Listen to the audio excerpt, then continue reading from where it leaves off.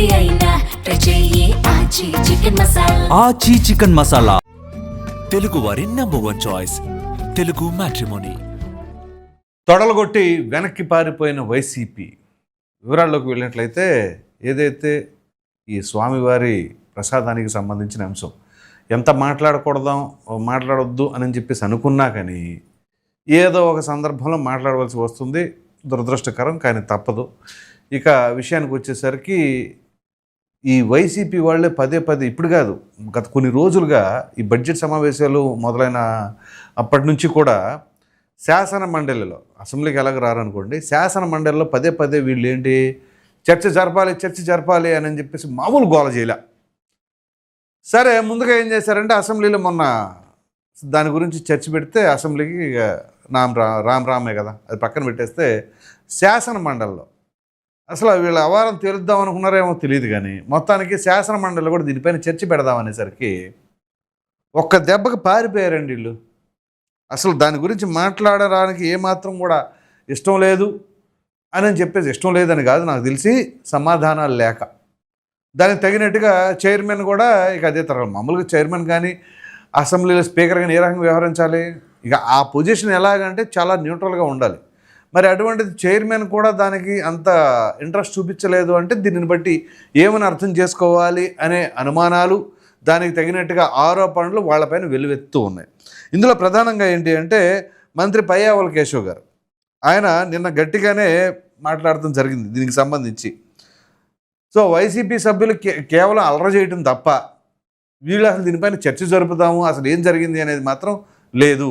మరి అంతే కదా దాని ఉద్దేశం. ఇంతకీ చర్చ పెడదామని చెప్పేసి అనేసరికి వీళ్ళు ఆము అని అరుచుకుంటా వాకౌట్ చేసేసారంటే ఏంటి, వాళ్ళ వ్యవహార శైలి అట్లా ఉంది దీన్ని బట్టి. సో నిన్న మీడియా పాయింట్లో ఆయన చాలా గట్టిగానే మాట్లాడటం జరిగింది. అసలు వైసీపీ కంటే ఈ అంశంపై చర్చకు నోటీస్ కూడా ఇవ్వలేదట. లడ్డు వ్యవహారంపై శాసన మండలిలో దేవాదాయ శాఖ మంత్రి స్టేట్మెంట్ ఇవ్వకుండా చైర్మన్ అడ్డుకున్నారు. ఇది ఏమాత్రం సమంజసం? అసలు ఆ యొక్క డిపార్ట్మెంట్కి సంబంధించిన మంత్రి ఎవరు? ఆయనే కదా. మరి ఆయన స్టేట్మెంట్ కూడా ఇవ్వకుండా అడ్డుకున్నారంటే చైర్మన్ గారు. మరి దీన్ని బట్టి ఏంటి? పైగా వైసీపీ సభ్యులు అసలు నోటీసే ఇవ్వనప్పుడు ఏ నిబంధన ప్రకారం చర్చకు అనుమతించారని ప్రశ్నించారు. శాసనసభలో ప్రతిపక్షం లేకపోయినా వీళ్ళు చర్చించారు. మరి అది కాదు విషయం ఇక్కడ. సో ఇక్కడ శాసన మండలిలో కూడా ఖచ్చితంగా చర్చ జరపాలి అన్నప్పుడు చర్చలో ఉండాలిగా.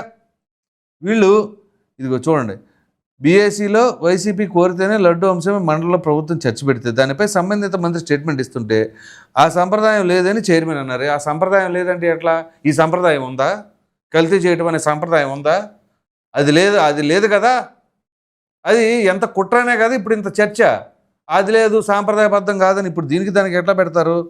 సో ఈ సంబంధిత మంత్రులకు లేఖలు ఎందుకు వెళ్ళాయి? ప్రభుత్వం బాధ్యతాయుతంగా సమాచారం పంచుకుంటే వద్దనడం దేశ చరిత్రలోనే మొదటిసారి. ఇది పరిస్థితి. ఇక ఈ రికార్డు కూడా బ్రేక్ చేశారు వాళ్ళు. అంటే శాసన మండలి చైర్మన్ కూడా ఏవైతే చేయకూడదో వేటిని అడ్డుకోకూడదో వాటిని కూడా అడ్డుకొని ఈ రకంగా చేశారు అని చెప్పేసి. ఇక్కడ విచిత్రమైన విషయం ఏంటి అంటే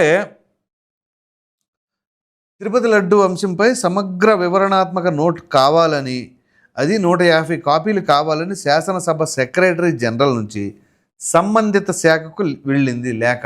ఇది జాగ్రత్త గమనించండి. లేఖ విషయం తనకు తెలియదని చైర్మన్ అన్నారంటే ఇంకేం చెప్పాలి?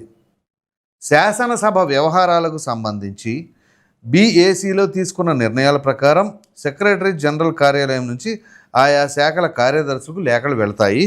సంబంధిత సెక్షన్ అధికారి స్థాయిలోనే లేఖలు రాసేస్తారు. ఇదంతా రెగ్యులర్గా జరిగే ప్రక్రియ. సో ఇక్కడ మరి ఇక చైర్మన్ గారు కూడా కొంచెం ఏమైనా సరే చర్చ జరగకుండా ఏమైనా అడ్డుపడ్డారా అనే అనుమానాలను తీసుకొచ్చే పరిస్థితి కనపడతా ఉంది. సో ఇక్కడ ఎవరు డిఫెన్స్లో ఉన్నారు?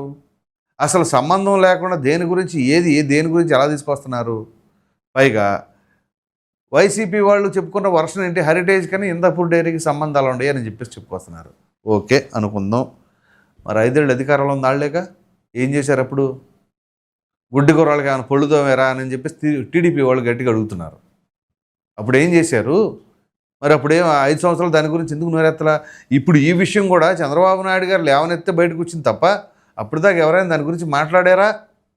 పోనీ వైవి సుబ్బారెడ్డి 2022లోనే దీనిపైన CFTRI ల్యాబ్కి పంపించి నేనే చేపించాను అన్నప్పుడు మరి ఈ అంశం బయటకు ఎక్స్పోజ్ చేయలేదు, ప్రజలకు తెలియలేదు కదా అసలు వీళ్ళు ఏం పోనీ దానిపైన అప్పుడు చర్యలు తీసుకున్నారా?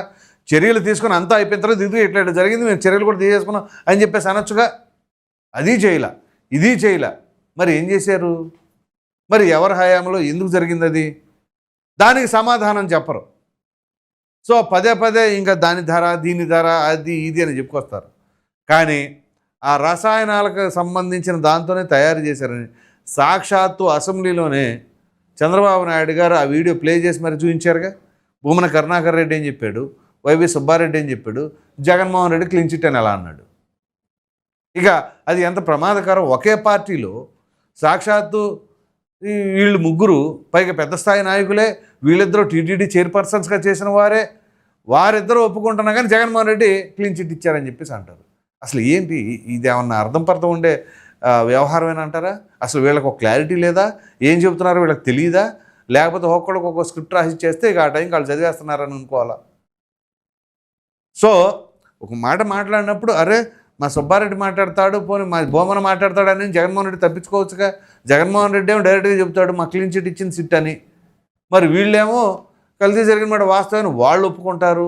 సరే విషయం పక్కన పెట్టండి, రసాయనాలతో కల్తీ అయింది అనేదాన్ని ఒప్పుకున్నారు కదా, పోనీ దాని వరకన్నా మాట్లాడరేంటి? అది మాట్లాడరు. పోనీ అప్పుడు టీటీడీ చైర్మన్లకు చేశారు కదా, వాళ్ళని అడగనంటే పోనీ వాళ్ళని చెప్పుకునేవాళ్ళు. ఇక్కడ అసలు వాస్తవానికి దగ్గరగా ఏ ఒక్కరు కూడా మాట్లాడట్లా. అదేమిటి అంటే శాసన మండలిలో మాత్రం మాట్లాడదాం అంటారు, శాసనసభకు రమ్మంటే రారు. పోనీ శాసన మండలిలో కూడా చర్చ పెడితే ఇదిగో ఇది పరిస్థితి. ఆ శాఖకు సంబంధించిన మంత్రికి కూడా అవకాశం లేకుండా చైర్మన్ గారే స్టేట్మెంట్ ఇవ్వకుండా అడ్డుకున్నారంటే ఇంకేం చెప్పాలి? ఇది సాంప్రదాయబద్ధం కాదు. ఏది సాంప్రదాయబద్ధం? మన రాష్ట్రంలో ఇంతకుముందు జరిగిన పరిపాలన ఏదైనా సాంప్రదాయబద్ధంగా చేశారా? ప్రతిపక్ష పార్టీలని కేంద్ర కార్యాలయం పైన దాడి చేయడం సాంప్రదాయబద్ధమా? చెప్పాలి కదా. మరి వీటన్నిటికి కూడా ఏది సాంప్రదాయం? స్వామివారి ప్రసాదం కల్తీ చేయటమా, పరకామణి చోరీ జరగడమా? ఏది సాంప్రదాయం? సాంప్రదాయబద్ధంగా ఏం చేశారని ఇలా ఉంటాయి. సో ఇక ప్రతి దాంట్లో కూడా వీళ్ళు క్లియర్ కట్గా వీళ్ళు ప్రజల ముందు మొత్తం ఎక్స్పోజ్ అయిపోయింది. వీళ్ళు చేసిన ఘనకార్యాలన్నీ కూడా. ఇక ఎంత కవర్ చేద్దాం అనుకున్నా లేకపోతే ఇంక వేరే డైవర్ట్ చేద్దాం అనుకున్నా సరే అది మొత్తం ఆ భారం వాళ్ళే మోయాల్సిందే. ఆ పాపం, ఆ దారుణం, ఆ భారం అదంతా కూడా వైసీపీ వాళ్ళు మూట కట్టుకొని కొంచెం పాపం తలా పిటికలు అన్నట్టు పంచుకోవాలి. అది ఆ స్వామివారి ఆగ్రహం ఏ మేరకు ఉంటుంది అనేది ఇంకా అనుభవించే వాళ్ళకి భవిష్యత్తులో తెలుస్తుంది తప్ప, అంటే తప్పు చేసిన వాళ్ళే కదా అనిపించేది. వేరే ఎవరో ఎందుకు అనిపిస్తారు? ఒకళ్ళు తప్పు చేస్తే ఇంకోళ్ళు ఎందుకు అనిపిస్తారు? ఇప్పుడు ఆ జనరేషన్స్ కూడా పోయినాయి. ఏదో ఇప్పుడు ఈ జన్మలో వీళ్ళకి తప్పు చేస్తే వీళ్ళ కొడుకులకి వారసులకి మన వాళ్ళకి వీళ్ళకి అనేవాళ్ళు కదా. ఒకప్పుడు అవన్నీ పోయినాయి. వాళ్ళకే అప్పుడే ఇన్స్టెంటే, ఏమాత్రం కూడా దానికి డిలే ఉండదు, ఈఎంఐ కూడా ఉండదు. ఇక ఆ రకం ఉంటుంది పరిస్థితి. సో వీళ్ళు మొత్తం మీద చెప్పుకోవాల్సి వస్తే ఇక్కడ స్వామివారి ప్రసాదానికి సంబంధించిన ఎపిసోడ్లో శాసన మండలిలో రచ్చరచ్చ చేసి జారుకున్నారు. ఎందుకు జారుకుంటున్నారు? అసలు పర్ఫెక్ట్గా దీనిపైన విషయం ఇది అని చెప్పేసి మాట్లాడగలుగుతున్నారా? ఊరికనే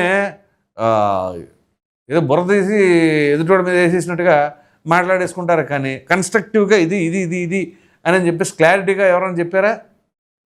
వైసీపీ వాళ్ళు అలా అనరు. ఇదిగో హెరిటేజ్ ఉంది, ఇది హిందూపూర్ ఉంది. అరే హెరిటేజ్ అనేది మార్కెటింగ్ చేసింది వాళ్ళకి అని చెప్పేసి అంటే, ప్రొడక్షన్ ఏమో వీళ్ళు చేశారని చెప్పేసి అంటే అబ్బే అటు కుదరదు. ఇక అక్కడ హెరిటేజ్ అని ఉందంటే హెరిటేజ్ అంతే. ఇక ఇది పరిస్థితి. సో ఇక దానిని బట్టి ఈ శాసన మండలిలో అసలు మామూలుగా ఎవరుంటారండి శాసన మండలి ఎమ్మెల్సీలుగా? ఎంతో హుందాకరమైన పెద్దల సభలో అంటారు. ఈ పెద్దల వ్యవహార శైలి ఎలా ఉంటుందంటే ఎమ్మెల్సీలు వీళ్ళు పెద్దలు. చివరికి నిజంగా పెద్ద తరహాగా ఉండే బొత్స కూడా ఇప్పుడున్న పరిస్థితుల్లో ఆయన మాట్లాడుతున్న తీరుకి ఆయన పరువు, ఆయన విలువ కూడా, ఆయన స్థాయిని కూడా తగ్గించుకునే పరిస్థితి కనపడతా ఉంది. సో చూడండి అది ఎక్కడి నుంచి ఎక్కడికి వచ్చింది ఆ స్థాయి, ఆ పరిస్థితి. సో ఇక తప్పదు, రాజకీయ మనుగడ. కొన్ని దశాబ్దాలుగా రాజకీయాలకి బాగా అలవాటు పడిపోయాను. అది వ్యసనం కంటే ఇంకా ఎక్కువ కదా. రాజకీయాలు లేకపోతే అసలు ఉండలేరు. ఇక ఒకసారి అలవాటు పడిన తర్వాత కనీసం వాళ్ళ కుటుంబ సభ్యులైనా ఉంటే అప్పుడు వీళ్ళు రిటైర్మెంట్ తీసుకునేవాళ్ళు. సో అలాంటి పరిస్థితి.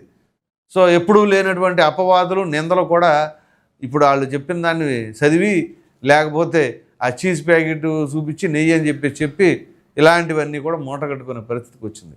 సో ఇప్పటికైనా ఎవరికి వాళ్ళు ఆత్మపరిశీలన చేసుకొని స్వామివారికి సంబంధించిన దాంట్లో అయినా సరే కొంచెం నిజాలు మాట్లాడితే అది అందరికీ మంచిది. లేదు మేము స్వామివారైనా ఏ విషయమైనా సరే మా తీరు ఇంతే, మా మాట ఇంతే, మా ధోరణి ఇంతే అని అంటే ఇక అది ప్రజలతో పాటు ఆ పైన భగవంతుడు కూడా ఆయన నిర్ణయాన్ని, ఆయన విధానాన్ని ఖచ్చితంగా ప్రతి ఒక్కరికి తెలియజేస్తాడు. సో దీనిపైన మీ అభిప్రాయం ఏంటి అనేది కామెంట్లో ఖచ్చితంగా తెలియజేయండి. Thank you.